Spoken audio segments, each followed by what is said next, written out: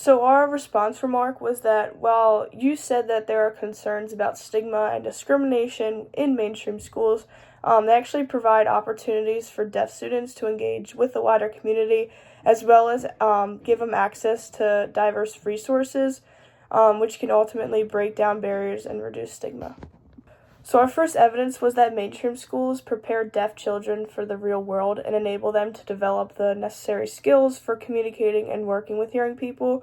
So, in addition to this evidence, mainstream schools are able to help deaf students navigate for real world problems, and because of mainstream schools, they would be prepared to face communication with hearing people, such as for jobs and other factors, to succeed in the real world.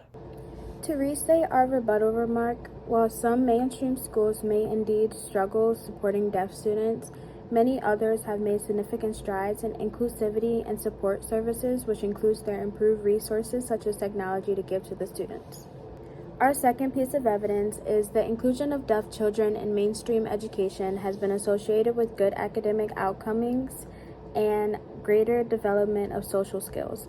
In addition, mainstream schools provide a wide variety education system that deaf schools cannot specialize in, which can lead to greater academic ability. For our third piece of evidence, we said that some of the pros of mainstream schools would be that they may have better confidence for themselves because they can speak up rather than having someone else talk for them. This allows deaf students to gain independence since they would not have to rely on an interpreter to speak for them. Also, this lets deaf students learn communicative strategies, which will make them feel like they belong in the environment they are in. Our opening remark states deaf children will have better opportunities to socialize with both hearing and deaf peers, which prepares them for future workplaces and social interactions. Our last piece of evidence states all children deserve a free and appropriate education, which came from the FAPE.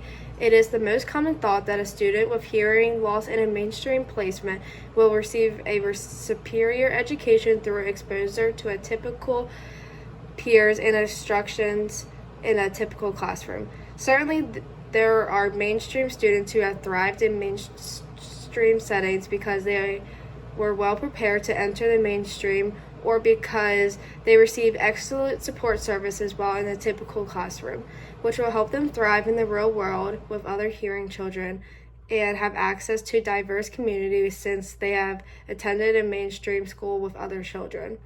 Because of this evidence, mainstream schools for deaf students have positive outcomes for deaf students in schools in the real world. Having a diverse community among deaf students and hearing students create a more rounded education. Combining both deaf students and hearing students' strengths can help improve both types of students, which will help them for future opportunities that they have to face challenges.